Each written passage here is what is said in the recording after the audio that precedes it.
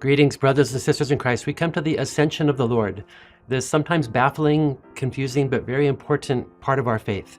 So the image of Jesus, 40 days after he was raised from the dead, he ascended into heaven.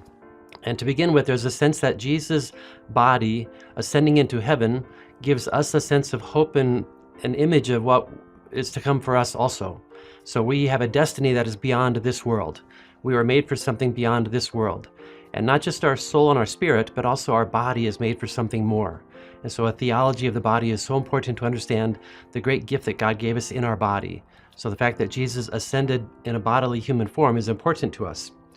One of my favorite gospel passages is John chapter 14, where Jesus says, "In my Father's house there are many dwelling places. If there were not, would I have told you that I'm going to prepare a place for you? And if I go and prepare a place for you, I will come back and take you to where I am, so that where I am, you also may be.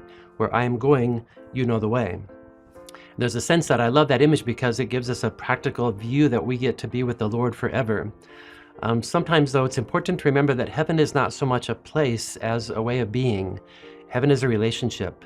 We get to share totally in communion with the God who made us, which means that we get our true vocation in heaven, because in heaven we get to share with God and what God does to take care of us. And so an image of a mansion is important, but the real important is the relationship. So we desire to be with God.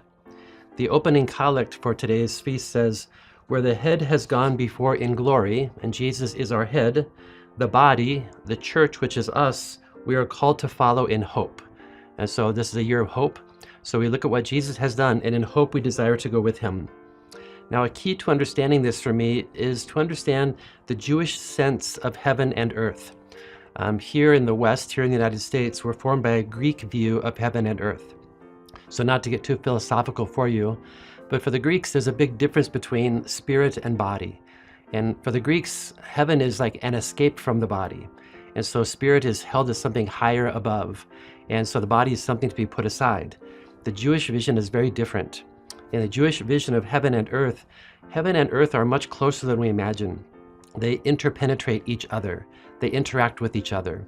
So in the Lord's Prayer, for example, "Thy kingdom come, thy will be done on earth as it is in heaven." So there's a sense that God and heaven are always ready to interact with us. And our belief in the communion of saints reinforces this.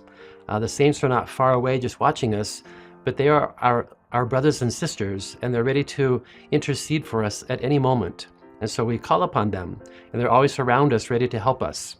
Our guardian angels are similar. So the Ascension, something of earth moves into heaven.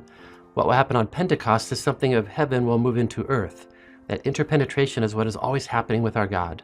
So this week, be ready, be attentive, be aware that God is around you. He wants to intercede and interact in your life because he loves us desperately. So have a great Feast of the Ascension.